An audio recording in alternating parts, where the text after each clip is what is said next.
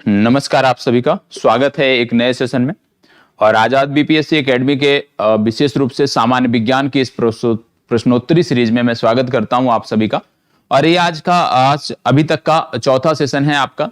अभी तक लगभग हमने 150 प्रश्नों का अध्ययन किया है और कल की जो हमारी क्लास थी उसमें हम अंतिम प्रश्न जो हमने देखा था वो यही देखा था कि वाणिज्यिक मूल्य वाला कार्य किससे प्राप्त होता है। यहां तक की चर्चा हमारी कल के क्लास में समाप्त हुई है, तो इसी के आगे हम बढ़ने का प्रयास करते हैं, इसी के बाद के प्रश्नों को देखने का प्रयास करते हैं। और प्रयास यही रहेगा कि ज्यादा से ज्यादा प्रश्न आप देख सको, क्योंकि आपको मैंने पहले बता चुका हूं, मैं पहले पूर्व में बता चुका हूं कि ये जो सेशन आपका चल रहा है मतलब 5 जनवरी तक मैं आपके लिए अनुपलब्ध हूं, लेकिन पहले से रिकॉर्ड करके आपके लिए जा रहा हूं जिससे आपको किसी प्रकार की चुनौती का सामना ना करना पड़े। जो आपकी नियमितता बनी है वो नियमितता बनी रहे। और आपको प्लान भी दिया जा चुका है, साप्ताहिक प्लान, किस टारगेट के साथ आपको आगे बढ़ना है। तो उम्मीद करता हूं कि आप सब इसको सकारात्मक वे में ले रहे होंगे, सकारात्मक रूप से आप इसको लेकर आगे बढ़ रहे होंगे। जो प्रतिदिन के टारगेट मैंने दिए हैं, वीकली जो मैंने शेयर किया है, आप सब ने प्रतिदिन का उस आधार पे अपना टारगेट भी बना लिया होगा और उस आधार पे आप आगे भी बढ़ रहे होंगे। आपको बता दें कि ये जो टारगेट वीक है इसको हम लेकर चलेंगे। जो हमारी अब सामान्य विज्ञान के बाद जो हमारी क्लास प्रारंभ होने वाली है 5 तारीख के बाद से, उसमें हम उसी टारगेट वीक को लेकर चलेंगे। टारगेट वीक में जो टॉपिक हमने दिया है उसी टॉपिक का हम अध्ययन करेंगे और साप्ताहिक स्तर पे उन्हीं टॉपिक से जुड़े हुए प्रश्नों को हम टेस्ट के रूप में देखेंगे। तो चलिए सभी उपस्थित हो जाएं और उसके बाद हम इस सेशन को आगे बढ़ाते हैं। और आपको बताते हैं, क्योंकि प्रयास यही रहता है कि जो चीजें शुरू हों वो आपको रेगुलर मिलती रहे, ठीक है। क्योंकि परीक्षा के समय में नियमित रहना बहुत जरूरी है, नियमितता बहुत जरूरी है। और उसी को ध्यान में रखते हुए ये सेशन मैं ला रहा हूं कि आप सब नियमित रहो, आप सब अच्छे से क्लास करो और चीजों को सकारात्मक रूप में लेकर आप आगे बढ़ो। और इन्हीं के साथ मैं अपनी सेशन को आगे बढ़ाता हूं, इन्हीं बातों के साथ। और याद रखना है आप सभी को कि जो भी प्रश्न यहाँ पे कराए जा रहे हैं उनमें कितने आपके गलत हो रहे हैं इस पे जरूर गौर करना है, ठीक है। रही बात प्रश्नों की पीडीएफ की, तो 100 प्रश्नों की पीडीएफ के रूप में जिस दिन आपकी ये क्लास समाप्त होगी उसके पहले ही आप कह सकते हो, उसके पहले ही 100 प्रश्नों के पीडीएफ के रूप में आपकी ये सभी सामान्य विज्ञान की जो पीडीएफ है ये आपको उपलब्ध करा दी जाएगी। तो परेशान नहीं होना है, पीडीएफ भी आपको मिलेगी, लेकिन पहले रिवीजन यहां से करना है क्लास से, इसके बाद पीडीएफ मिलेगी। तो दोबारा जब आप जाओगे रिवीजन करने तो मैक्सिमम चीजें आपको याद रहेंगी, ठीक है। सिर्फ इतना याद रखना है कि जब आप क्लास में रहो, कहीं भी मेरी क्लास देख रहे हो या कहीं अन्य से देख रहे हो, तो 100% अपना उस क्लास में ध्यान लगाओ। ध्यान में जो भटकाव होता है ना, वो भटकाव नहीं होना चाहिए। और भटकाव नहीं होगा तो निश्चित रूप से आप मैक्सिमम चीजों को यहां से गेन करके जाओगे। और जब मैक्सिमम चीजें यहां से गेन करके जाओगे ना, तो परीक्षा में भैया कोई दिक्कत नहीं होगी। क्योंकि अब जान रहे हो आप, निगेटिव मार्किंग के साथ, नकारात्मक अंकों के साथ आपकी जो परीक्षा का लेवल है ना वो बहुत बढ़ चुका है। तो ऐसे में चुनौती भी आपको मिलेगी यूपीएससी वालों से। तो जरूरी है कि आप खूब अच्छे से फैक्ट तैयार करके जाओ, क्योंकि यूपीएससी वाले जो होते हैं ना वो रटे नहीं होते हैं आपकी तरीके से। और इसी वजह से वो पहले प्रयास में, दूसरे प्रयास में असफल रह जाते हैं बीपीएससी या राज्य विशेष में, क्योंकि फैक्ट ओरिएंटेड वो नहीं पढ़ते हैं, ठीक है। वो अपना जो उनका अलग पैटर्न है उस हिसाब से पढ़ते हैं। लेकिन आप सब लूसेंट रटे बैठे हो। जो टारगेट मैंने दिया है उसमें भी आपने देखा होगा कि लूसेंट को मैंने जगह दी है, प्राथमिकता दी है। तो उस आधार पे आपको चीजों को लेकर चलना है। चलिए शुरुआत करते हैं। प्रश्न संख्या 42 आप कह लीजिए, उसी पीडीएफ के आगे की। पत्तों का हरा रंग किसकी उपस्थिति के कारण होता है? चलिए फास्ट जवाब और पूरी ऊर्जा के साथ जवाब देना है। पहला प्रश्न है, किसी का भी गलत नहीं होना चाहिए। चलिए बताइएगा, पत्तों का रंग हरा किसकी उपस्थिति के कारण होता है? फास्ट जवाब, पत्तों का रंग हरा किसकी उपस्थिति के कारण होता है? और पहला ही प्रश्न बहुत ही आसान मिला है आपको, याद रखना है। प्रश्न की प्रवृत्ति बहुत ही आसान प्रकृति का प्रश्न है, सभी का जवाब सही आना चाहिए। प्रोटीन, क्लोरोफिल, लिपिड या कार्बोहाइड्रेट। पत्तों का हरा रंग किसकी उपस्थिति के कारण होता है? पत्तों का हरा रंग किसकी उपस्थिति के कारण होता है? याद रखना है, पत्तों का हरा रंग क्लोरोफिल की उपस्थिति के कारण होता है। सी विकल्प आपका सही उत्तर है। बहुत अच्छा, बहुत शानदार। आगे बढ़ते हैं। प्रश्न संख्या 43। प्रश्न संख्या 43, मैग्नीशियम निम्नलिखित में से किसका संगठक धातु है? बताइएगा। मैग्नीशियम की बात हो रही है, किसका संगठक धातु है? बताइएगा। मैग्नीशियम की बात हो रही है। चलिए जवाब दीजिएगा, फास्ट जवाब दीजिएगा, फास्ट जवाब दीजिएगा। 143 नंबर का प्रश्न है, जवाब दीजिए। प्रश्न संख्या 43 का जवाब देना है आपको। मैग्नीशियम निम्नलिखित में से किसका संगठक धातु है? चलिए जवाब दीजिएगा। देखो यहां पे बात हो रही है मैग्नीशियम की, आपको बता दें ये क्लोरोफिल का संगठक धातु है, ए विकल्प सही उत्तर है। चलिए आगे बढ़ते हैं। प्रश्न संख्या 44, पौधों में क्लोरोफिल बनाने के लिए कौन सा तत्व सहायक होता है? पौधों में क्लोरोफिल बनाने के लिए कौन सा तत्व सहायक होता है? फास्ट जवाब, पौधों में क्लोरोफिल तत्व बनाने के लिए कौन सा तत्व सहायक होता है क्लोरोफिल बनाने के लिए? बताइएगा, फास्ट जवाब दीजिएगा। क्लोरोफिल बनाने के लिए कौन सा जिम्मेदार होता है? प्रश्न संख्या 44 का जवाब, प्रश्न संख्या 44 का जवाब दीजिएगा। प्रश्न संख्या 44 का जवाब दीजिएगा। देखो क्या बोला जा रहा है, क्लोरोफिल बनाने के लिए कौन सा तत्व सहायक होता है? याद रखिएगा मैग्नीशियम सहायक होता है, बी विकल्प सही उत्तर है। क्लोरोफिल बनाने के लिए मैग्नीशियम इन चारों में से सहायक होता है, बी विकल्प सही उत्तर है। ये सब रट जाना है, ठीक है, नहीं पता है, गलत हो रहा है, तो ये सब कुछ ऐसे प्रश्न हैं जो रट जाना है आपको, ठीक है। चलिए आगे बढ़ते हैं।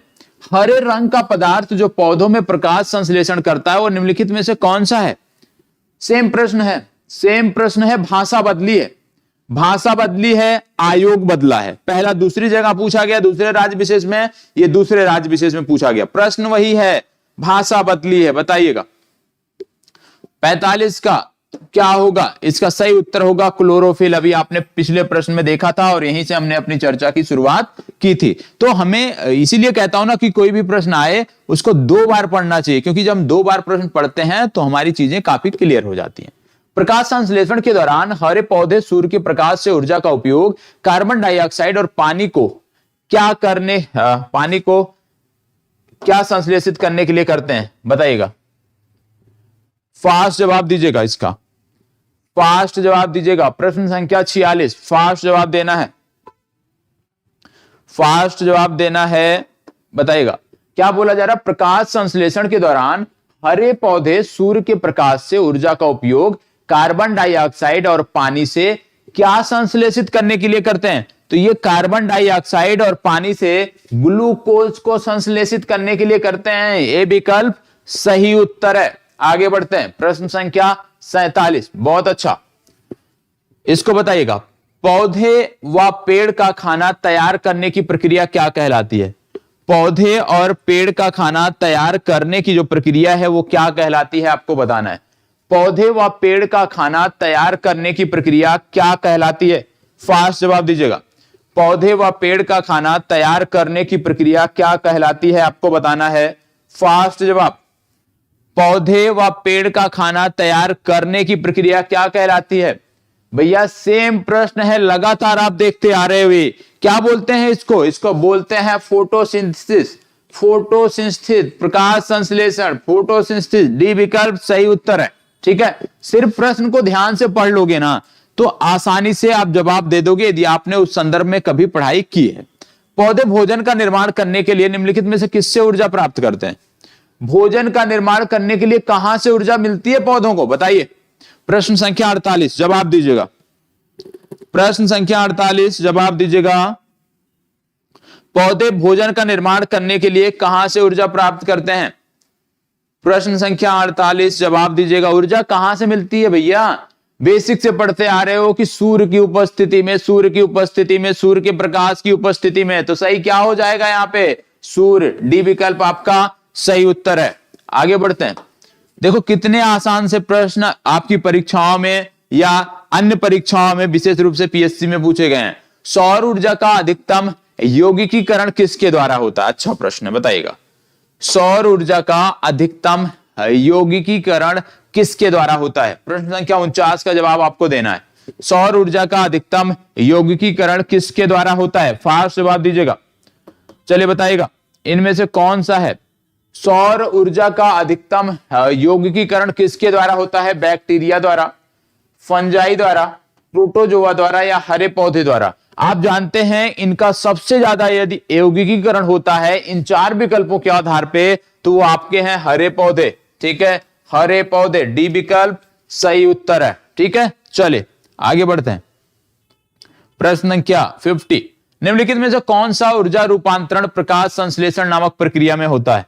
निम्नलिखित में से कौन सा ऊर्जा रूपांतरण प्रकाश संश्लेषण नामक प्रक्रिया में होता है? बताइएगा।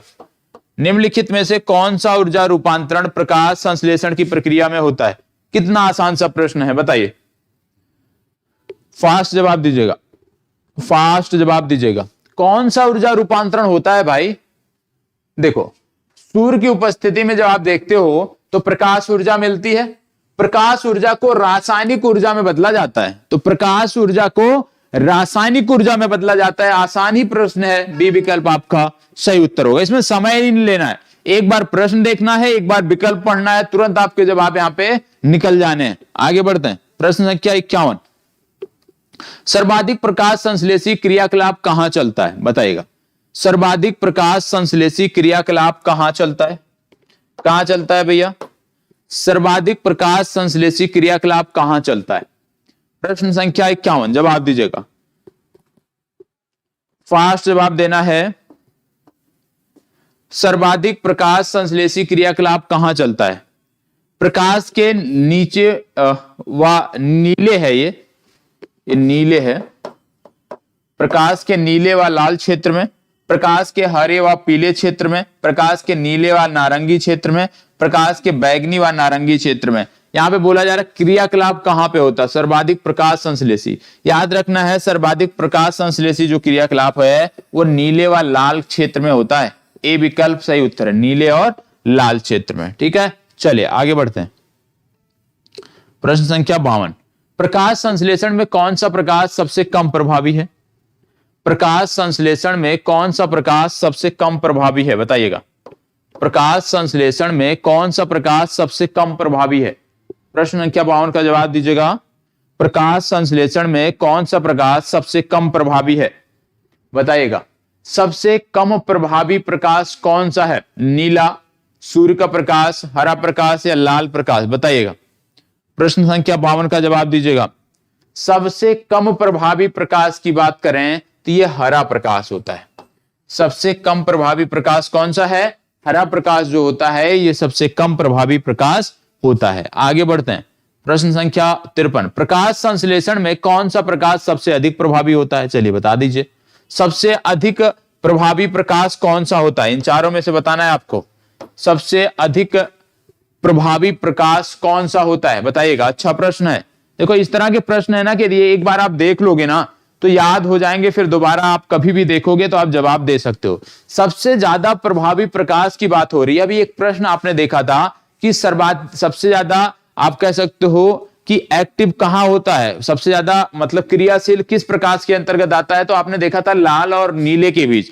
तो यहां पे क्या बोला जा रहा है कि कौन सा प्रकाश सबसे अधिक प्रभावकारी होता है? तो वह है लाल प्रकाश। लाल सबसे अधिक प्रभावकारी और हरा सबसे कम प्रभावकारी, ये दोनों आपको याद रखने हैं। चलिए प्रश्न संख्या 54, आगे बढ़ते हैं। इसको बताइए। प्रकाश संश्लेषण होता है कहां पर? प्रकाश संश्लेषण कहां पे होता है? मतलब प्रकाश संश्लेषण की जो प्रक्रिया है वो कहां पे होती है? बताइएगा। प्रकाश संश्लेषण की प्रक्रिया कहां पर होती है आपको बताना है। चार विकल्प हैं। न्यूक्लियस में, माइटोकॉन्ड्रिया में, पर ऑक्सीसोम में या क्लोरोप्लास्ट में। कहां प्रकाश संश्लेषण की प्रक्रिया होती है? बताइएगा। प्रकाश संश्लेषण की प्रक्रिया कहां पे होती है? तो याद रखिएगा, प्रकाश संश्लेषण की प्रक्रिया क्लोरोप्लास्ट में होती है। सी विकल्प आपका सही उत्तर है। इसको बताइएगा। प्रकाश संश्लेषण का अंतिम उत्पाद क्या है? प्रकाश संश्लेषण का अंतिम उत्पाद क्या है? बताइएगा। प्रकाश संश्लेषण का अंतिम उत्पाद क्या है? बताइए। प्रश्न संख्या 55 का जवाब दीजिए। प्रकाश संश्लेषण का अंतिम उत्पाद क्या है? कार्बोहाइड्रेट, ऑक्सीजन, कार्बन डाइऑक्साइड, जल। प्रकाश संश्लेषण का अंतिम उत्पाद क्या है? बताइएगा। प्रकाश संश्लेषण का अंतिम उत्पाद क्या है? कार्बोहाइड्रेट, ऑक्सीजन, कार्बन डाइऑक्साइड, जल। देखो, प्रकाश संश्लेषण के अंतिम उत्पाद की जब बात करते हैं तो कार्बोहाइड्रेट्स इसका अंतिम उत्पाद है। प्रकाश संश्लेषण होता है कब? दिन रात्रि या केवल दिन में? अब देखो, अगर कोई ये प्रश्न गलत कर दे और वो सोच ले, वो उम्मीद करे कि हम बीपीएससी क्वालिफाई कर जाएंगे, तो भैया नहीं होने वाला है। ठीक है, तो पहले इस प्रश्न पे ध्यान दीजिए। प्रकाश संश्लेषण कब होता है? प्रकाश संश्लेषण कब होता है? बताए। किसी का भी गलत नहीं होना चाहिए, याद रखना है। कब होता है? रात में होता है, दिन रात दोनों में होता है, केवल दिन में होता है या केवल रात में होता है? प्रकाश संश्लेषण कब होता है? सूर्य की उपस्थिति में। सूर्य कब निकलता है? दिन में, मतलब डी विकल्प सही उत्तर है। प्रकाश संश्लेषण के लिए कौन सी गैस आवश्यक है? बताइएगा, प्रकाश संश्लेषण के लिए कौन सी गैस आवश्यक है? फास्ट जवाब, प्रकाश संश्लेषण के लिए कौन सी गैस आवश्यक है? प्रश्न संख्या 57 का जवाब दीजिएगा। प्रकाश संश्लेषण के लिए कौन सी गैस आवश्यक है? अभी आपने पढ़ा था कि प्रकाश संश्लेषण के लिए कार्बन डाइऑक्साइड, अभी आपने पढ़ा था, तो कौन सी गैस जरूरी है? कार्बन डाइऑक्साइड गैस जरूरी है, डी विकल्प। निम्नलिखित में से कौन सी प्रक्रिया कार्बन डाइऑक्साइड वातावरण को हटाती है? निम्नलिखित में से कौन सी प्रक्रिया कार्बन डाइऑक्साइड वातावरण को हटाती है? बताइए। 58 का जवाब दीजिए। प्रश्न संख्या 58 का जवाब दीजिए। निम्नलिखित में से कौन सी प्रक्रिया कार्बन डाइऑक्साइड वातावरण को हटाती है? फास्ट जवाब भैया, क्योंकि प्रकाश संश्लेषण में इसकी आवश्यकता पड़ती है, और प्रकाश संश्लेषण में जब इसकी आवश्यकता पड़ती है तो कार्बन डाइऑक्साइड इसी में हटाई जाती है। तो इसका सही उत्तर क्या है? ए विकल्प। प्रकाश संश्लेषण के समय निकलने वाली गैस का क्या नाम है? प्रकाश संश्लेषण के दौरान कौन सी गैस निकलती है? बताइएगा। फास्ट जवाब, प्रकाश संश्लेषण के समय कौन सी गैस निकलती है? याद रखना है, प्रकाश संश्लेषण के दौरान कार्बन डाइऑक्साइड यूज होती है और बदले में ऑक्सीजन बाहर निकलती है, तो बी विकल्प सही उत्तर है। प्रकाश संश्लेषण के दौरान निकलने वाली ऑक्सीजन किसके विखंडन से आती है? जो प्रकाश संश्लेषण के दौरान ऑक्सीजन निकलती है वो किसके विखंडन से प्राप्त होती है? बताइएगा, किसके विखंडन से प्राप्त होती है? अच्छा प्रश्न है। देख लो, ये सारे प्रश्न ऐसे हैं कि यदि आप एक दो बार इस पीडीएफ को केवल पढ़ लोगे ना, एक दो बार इसको देख लोगे ना, तो ये सारी की सारी चीजें, कम से कम 60% चीजें याद ही हो जाएंगी। बताइए, प्रकाश संश्लेषण के समय ऑक्सीजन किसके विखंडन से निकलती है? फास्ट जवाब, जल, कार्बन डाइऑक्साइड, ऑक्सीजन या प्रकाश, किसके विखंडन से निकलती है आपको बताना है। इसका सही उत्तर है जल। ठीक है, आगे बढ़ते हैं। प्रकाश संश्लेषण के दौरान ऑक्सीजन किस कारण विमोचित होती है? कौन सा कारण है? किस कारण से ये विमोचित होती है आपको बताना है। चलिए बताइएगा, किस कारण से ये विमोचित होती है? किस कारण से विमोचित होती है? याद रखिएगा, जल का प्रकाश अपघटन होता है और इसी के कारण से यह विमोचित होती है। आगे बढ़ते हैं। यदि पृथ्वी पर पाई जाने वाली वनस्पतियां समाप्त हो जाएं तो किस गैस की कमी होगी? किस गैस की कमी होगी आपसे पूछा जा रहा है, याद रखिएगा। बताइएगा, किस गैस की कमी होगी? यदि वनस्पतियां समाप्त हो जाएं तो किस गैस की कमी होगी? वनस्पतियों या पेड़ पौधों से हमें क्या प्राप्त होता है? ऑक्सीजन गैस प्राप्त होता है प्रकाश संश्लेषण की क्रिया के दौरान। यदि पेड़ पौधे ही नहीं रहेंगे तो प्रकाश संश्लेषण होगा नहीं, तो ऑक्सीजन हमें नहीं प्राप्त होगा, तो सी विकल्प। प्रकाश संश्लेषण की क्रिया में प्रकाश ऊर्जा बदलती है। प्रकाश संश्लेषण की क्रिया में प्रकाश ऊर्जा बदलती है, बताइएगा। फास्ट जवाब दीजिएगा। प्रकाश संश्लेषण की प्रक्रिया में प्रकाश ऊर्जा बदलती है। फास्ट जवाब, सभी के जवाब आने चाहिए।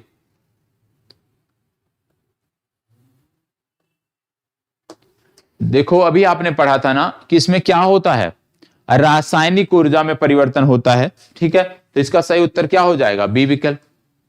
निम्नलिखित में से किसका प्रयोग पौधों में खाद्यान्न का भंडारण तैयार करने के लिए मुख्यतः किया जाता है? निम्नलिखित में से किसका प्रयोग पौधे में खाद्यान्न का भंडारण तैयार करने के लिए किया जाता है? बताएं, किसका प्रयोग पौधे में खाद्यान्न भंडारण के लिए किया जाता है? चलिए, अच्छा प्रश्न है, जवाब दीजिएगा। आपको पता है कार्बन डाइऑक्साइड और जल की आवश्यकता प्रकाश संश्लेषण के दौरान पड़ती है और वहीं से भोजन की प्राप्ति पौधों को होती है। ठीक है, तो इसका सही उत्तर क्या है? कार्बन डाइऑक्साइड और जल। फोटोसिंथेसिस के किस स्तर पर ग्लूकोज का निर्माण होता है? बताइएगा, ग्लूकोज का निर्माण कैसे होता है? अभी आपने देखा है पूर्व के प्रश्नों में, यहां पे बोला जा रहा कि किस स्तर पर इसका निर्माण होता है, ये आपको बताना है। चलिए बताइएगा, किस स्तर पर इसका निर्माण होता है? किस स्तर पर इसका निर्माण होता है? चार दिए हैं ना यहाँ पे, रोशनी पर निर्भर प्रतिक्रियाएं, ऑक्सीडेशन, केल्विन साइकिल या फर्मेंटेशन। बताइएगा। यहां पे यदि हम बता दें कि फोटोसिंथेसिस के अवसर पर जो ग्लूकोज का निर्माण होता है उसके लिए केल्विन साइकिल जिम्मेदार है। बी विकल्प आपका सही उत्तर है। निम्नलिखित में से कौन सा ऑर्गेनेल पौधों में CO2, H2O और ऊर्जा में पाइरूवेट के व्यवधान को पोषित करता है? बताइएगा। क्या बोला जा रहा है? निम्नलिखित में से, ध्यान से इसको पहले पढ़ना है, निम्नलिखित में से कौन सा ऑर्गेनेल पौधों में CO2, H2O और ऊर्जा में पाइरूवेट के व्यवधान को पोषित करता है? बताइएगा। फास्ट जवाब याद रखिएगा, इसका सही उत्तर है माइटोकॉन्ड्रिया। सी विकल्प आपका सही उत्तर है। जरूरी नहीं, ये प्रश्न थोड़ा सा लेवल इसका अलग था, जरूरी नहीं कि हर कोई इसका जवाब दे पाए। निम्नलिखित में से किसके द्वारा ऊर्जा प्रकाश प्रतिक्रिया से अंधकार प्रतिक्रिया में स्थानांतरित होती है? निम्नलिखित में से किसके द्वारा ऊर्जा प्रकाश प्रतिक्रिया से अंधकार प्रतिक्रिया में स्थानांतरित होती है? बताइएगा। 67 का जवाब क्या होगा?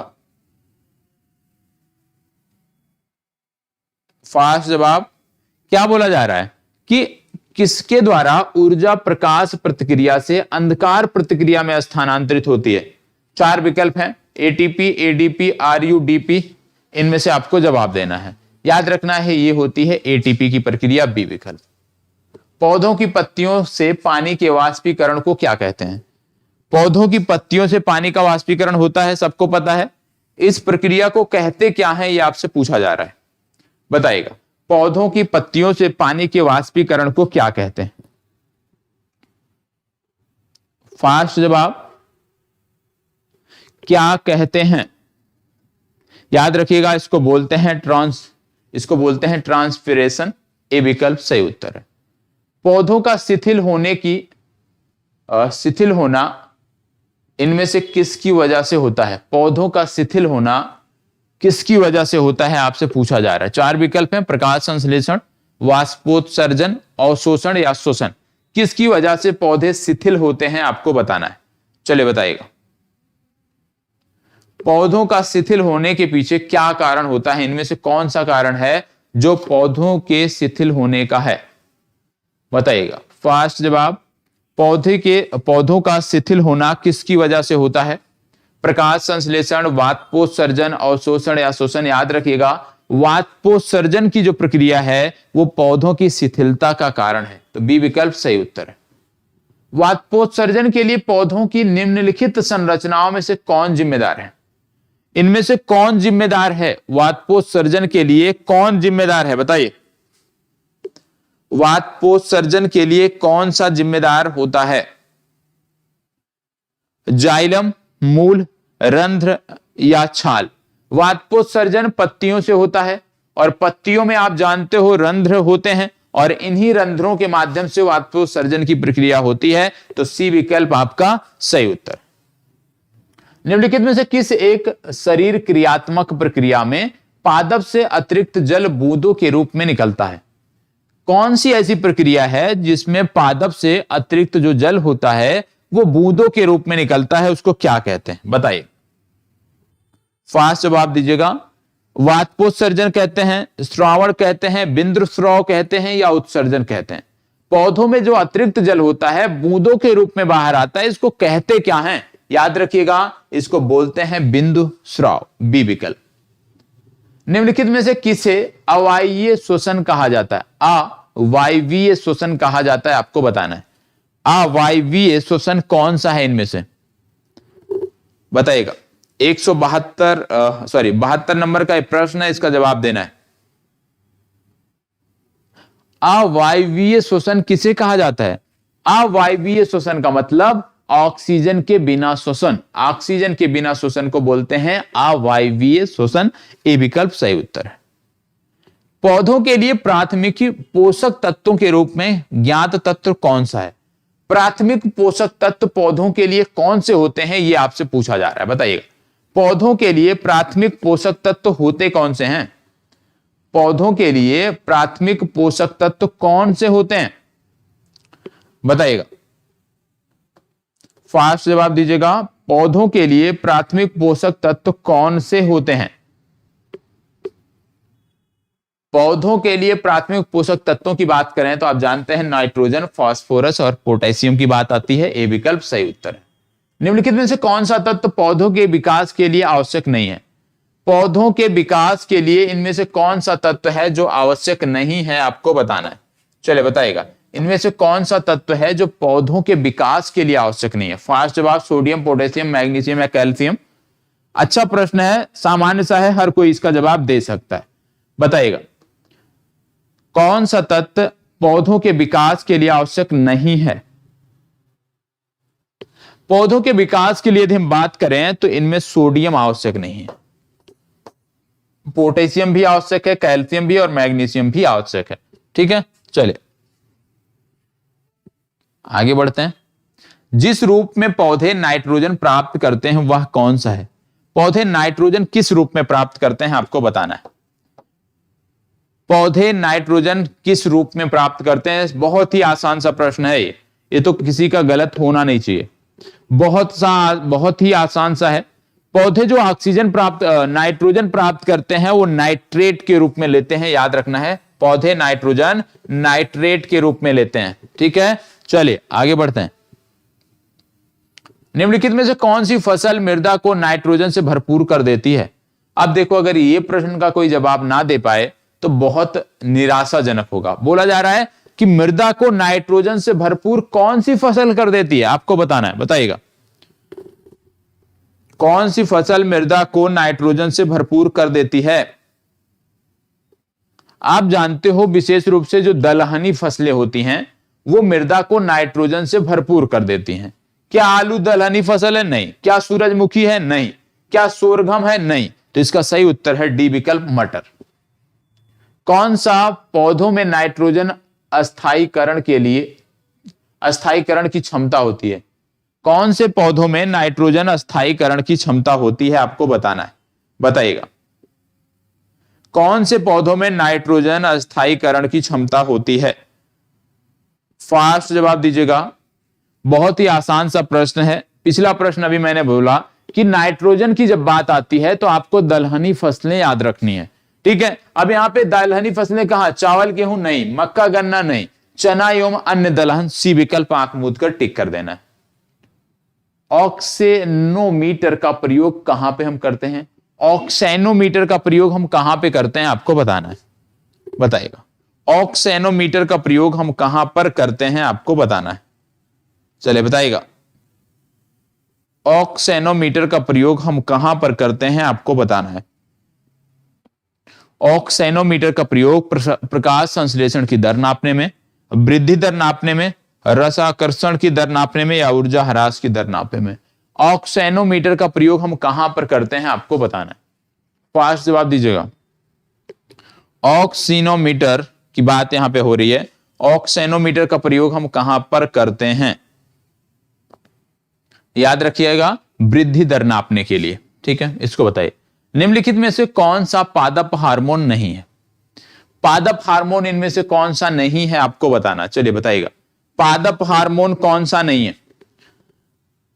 निम्नलिखित में से कौन सा पादप हार्मोन नहीं है? विकल्पों में यदि हम बात करें साइटोफाइनिन, एथिलीन, इंसुलिन और जिब्रेलिन।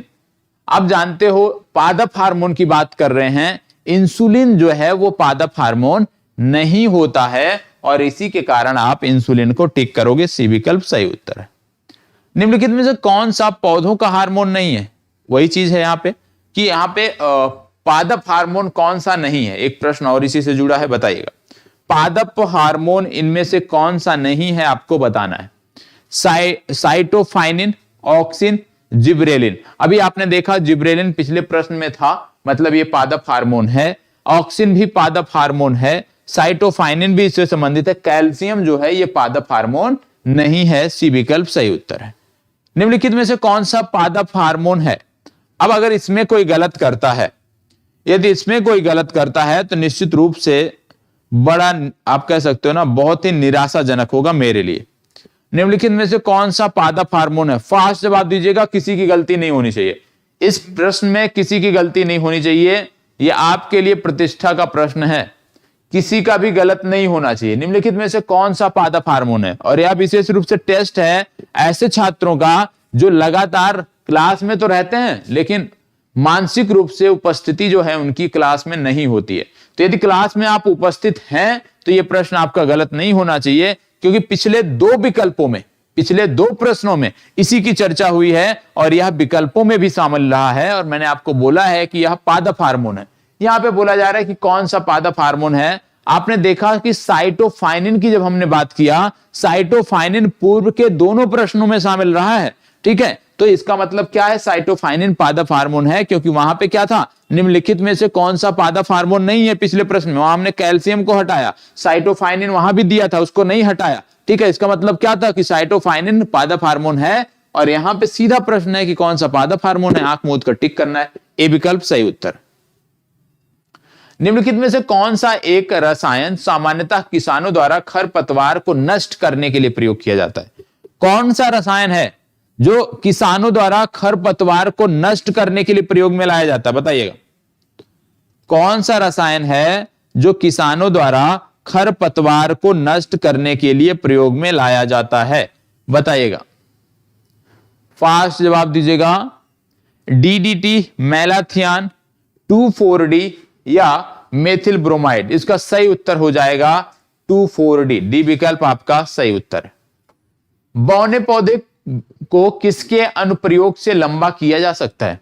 जो बौने पौधे होते हैं उनको किसके अनुप्रयोग से हम लंबा कर सकते हैं? बताइएगा, बौने पौधों को किसके अनुप्रयोग से लंबा किया जा सकता है?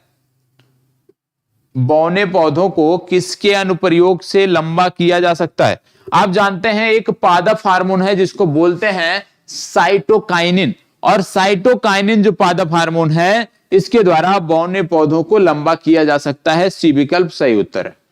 रसायनों का एक समूह जो कोशिका विभाजन और पौधों के गठन को प्रभावित करता है, कौन सा है? रसायनों का एक समूह जो कोशिका विभाजन और पौधे के गठन को प्रभावित करता है, वो कौन सा है? फास्ट जवाब दीजिएगा। अच्छा प्रश्न है, जवाब दीजिए। रसायनों का एक समूह जो कोशिका विभाजन और पौधे के गठन को प्रभावित करता है, कौन सा है? क्या बोला जा रहा है? पौधे, कोशिका विभाजन और पौधे के गठन को प्रभावित करता है और वह है साइटोकाइनिन। ए विकल्प आपका सही उत्तर है। ठीक है, चलिए आगे बढ़ते हैं। प्रश्न संख्या 85, निम्नलिखित में से कौन सा एक प्राकृतिक फल पकाने वाला हार्मोन है? प्राकृतिक फल पकाने वाला हार्मोन कौन सा है? बताइएगा। 85 का जवाब दीजिए। प्राकृतिक फल पकाने वाला हार्मोन कौन सा है? चलिए बताइएगा। प्राकृतिक फल पकाने वाला हार्मोन कौन सा है? याद रखिएगा, एथिलीन जो है वो प्राकृतिक फल पकाने वाला हार्मोन है। डी विकल्प आपका सही उत्तर। पादप वर्धन नियंत्रक भिन्न रासायनिक संरचनाओं के छोटे साधारण अणु होते हैं, ये क्या है? क्या बोला जा रहा है? पादप वर्धन नियंत्रक भिन्न रासायनिक संरचनाओं के छोटे साधारण अणु होते हैं, ये क्या है? बताइए। फास्ट जवाब इसका भी, तुरंत जवाब, क्विक जवाब। ये होते क्या हैं ये आपको बताना है। चलिए, ये होते हैं इंडोल यौगिक, एडेनिन, व्युत्पन्न या कैरोटीनाइड और टर्पीन। ठीक है, इसको बताइए। गन्ने का लाल संढोग किसके कारण बनता है? बताइए। अच्छा प्रश्न है, बताइएगा। फास्ट जवाब दीजिएगा। गन्ने का लाल, इसको बोलते हैं सन, इसमें थोड़ा सा गलत लिखा है, इसको हम करेक्ट करते हैं। इसको बोलते हैं संडाध।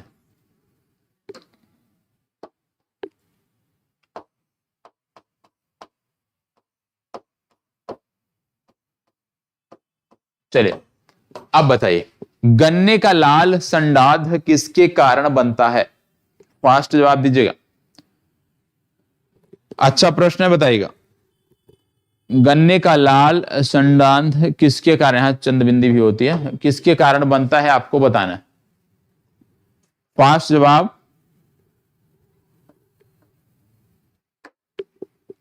चलिए क्विक जवाब दीजिएगा। देखो इसका सही उत्तर है कैलेटोट्राइकम फैलकेटम। याद कर लीजिएगा और इसको रट जाइएगा, क्या है? कैलेटोट्राइकम फैलकेटम। ठीक है, चलिए आगे बढ़ते हैं। पौधे का आर्ट पतन रोग किसके कारण होता है? पौधे का आर्ट पतन रोग किसके कारण होता है, बताइए। पौधे का आर्ट पतन रोग किसके कारण होता है? फास्ट जवाब दीजिएगा। पौधे का आर्ट पतन रोग किसके कारण होता है, बताइएगा। पौधे का आर्त नहीं है, ये आर्द है। आर्द पतन रोग किसके कारण होता है आपको बताना है। चलिए बताइएगा, आर्द पतन रोग किसके कारण होता है? 4 विकल्प हैं, इन 4 विकल्पों में आपको चुनाव करना है। पिथियम, डिवेरिनम, पेरोना स्पोला पैरासाइटिका, एल्बुगो कैंडिडा या फाइटोफोथेरा इन्फेस्टेंस। बताइएगा इनमें से कौन सा सही है? तो ए विकल्प सही है, पिथियम डिवेरिनियम। ठीक है, आगे बढ़ते हैं। करनाल बंट, करनाल बंट बहुत सुना होगा आपने, बहुत कॉमन सी बीमारी है, सबने पढ़ा होगा, बहुत चर्चा में भी रहता है इस फसल के संदर्भ में। तो बताइएगा करनाल बंट एक बीमारी है किसकी? करनाल बंट जो है ये किसकी बीमारी है आपको बताना है।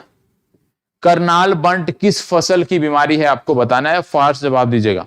धान की, मटर की, राई की, गेहूं की। करनाल बंट एक बीमारी है, किससे संबंधित है आपको बताना है। फास्ट जवाब, करनाल बंट बीमारी किससे संबंधित है? देखो करनाल बंट की बात आ रही है तो आपको बता दें कि यह गेहूं से संबंधित बीमारी है। पौधों में व्हाइट बड रोग किसकी कमी से होता है? पौधों में व्हाइट बड रोग किसकी कमी से होता है, बताइए। पौधों में व्हाइट बड रोग किसकी कमी से होता है?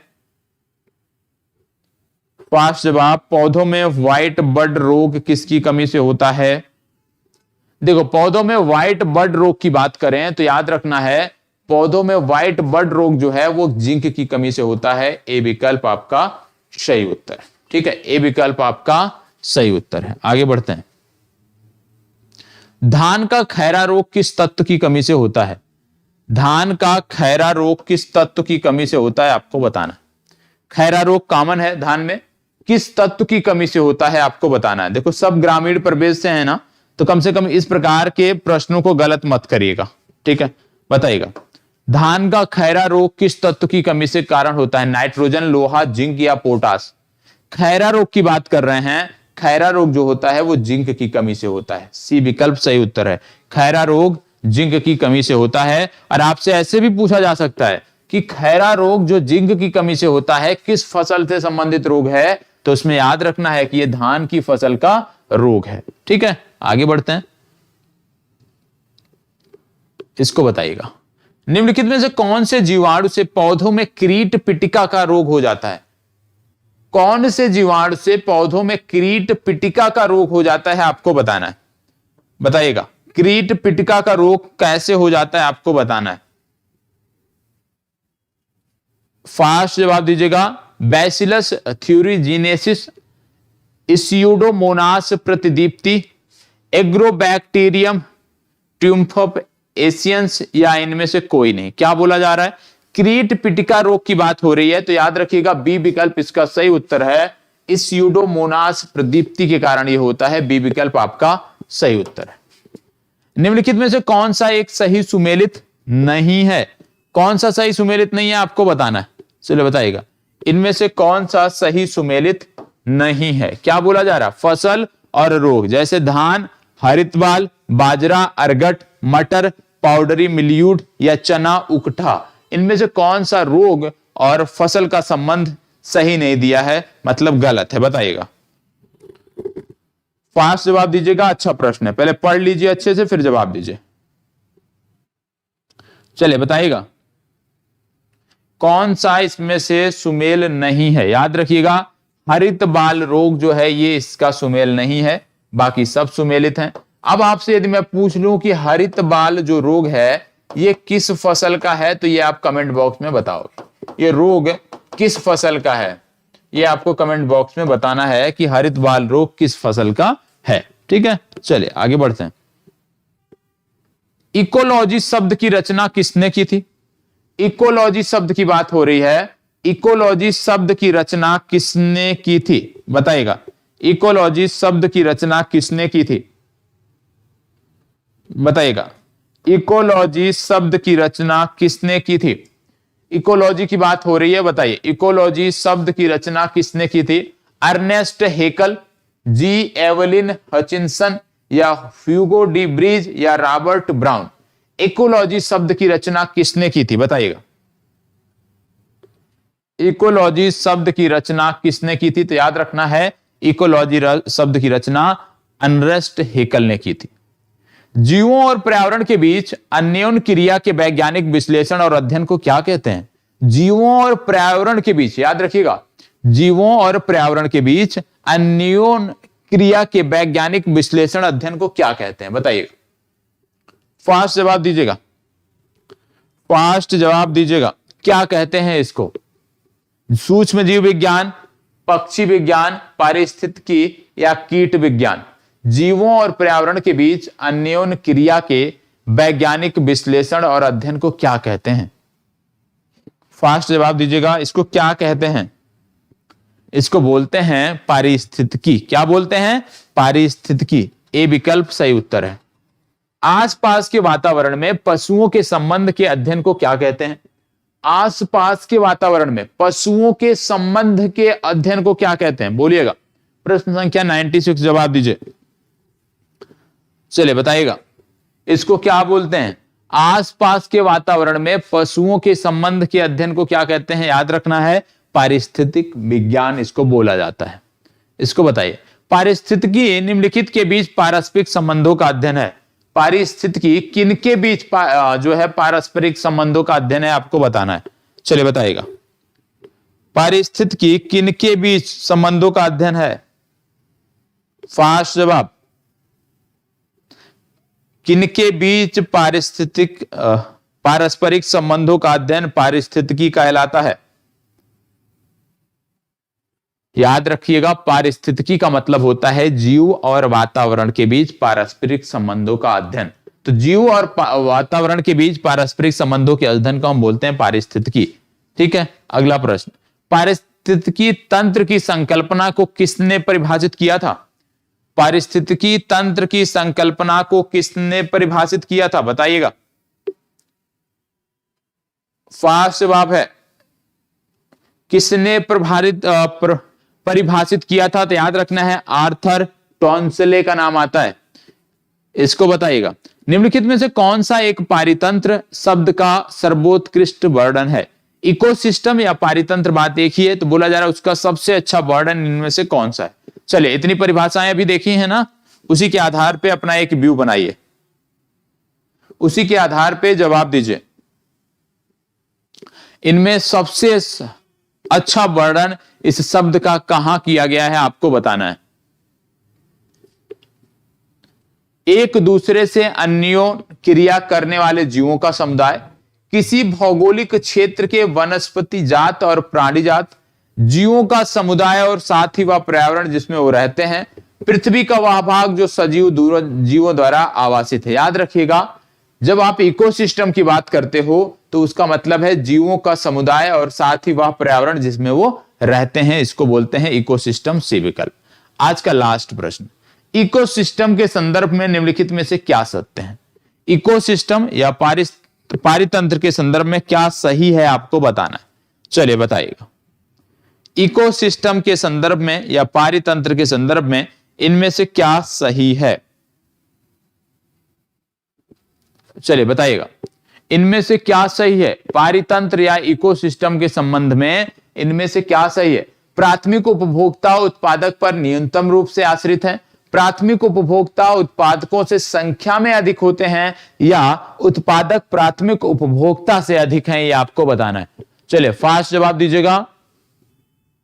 इसका सही जवाब क्या होगा? तो याद रखिएगा इसका सही जवाब है उत्पादक प्राथमिक उपभोक्ता से अधिक है। सी विकल्प इस प्रश्न के लिए आपका सही जवाब होगा। और इसी के साथ आज प्रश्नों की जो सीरीज थी इस एपिसोड की वो समाप्त होती है। कल फिर मिलेंगे इसी सीरीज के साथ।